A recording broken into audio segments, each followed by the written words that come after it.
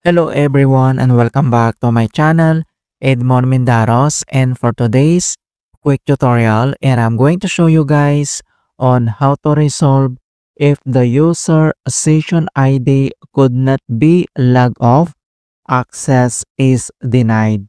Kung paano ba natin ito i-fix, and without further ado, and let's go ahead. So the first solutions we will do is to run Task Manager as administrator. Kung paano ba yan natin gawin? So all you have to do is to open up on the search menu.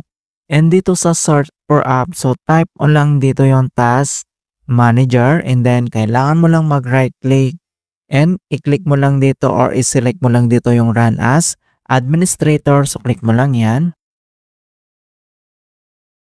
Ayan, so once na-open mo na tong Task Manager by Administrator, in hope na na-resolve yung problem.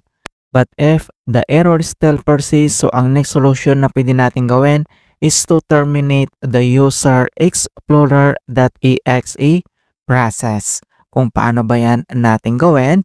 So, all you have to do is to right-click on a taskbar. So, kailangan mo lang mag-right-click dito. And then, select mo ulit dito yung Task Manager. So once na-open mo na tong Task Manager, so dito lang sa left side menu, and then select mo lang dito yung details, so click mo lang yan.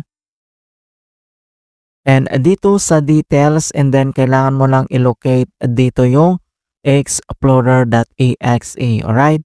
So kailangan mo lang mag-scroll down, and then i-locate mo dito yung explorer.exe, and then kailangan mo lang i-select yan, and kailangan mo lang mag-right click. And then next step ay kailangan mo lang i-click dito yung Add Task para ma-fix yung problem. Okay? So i-click mo lang tong Add Task, and then next step, so close lang natin yan.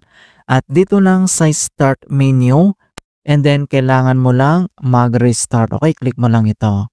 Alright, so ganoon lang po kasimple on how to fix user session ID could not be logged off, access is denied. And please don't forget to like this video and subscribe to my channel for more quality content. Thank you guys and see you in my next tutorial.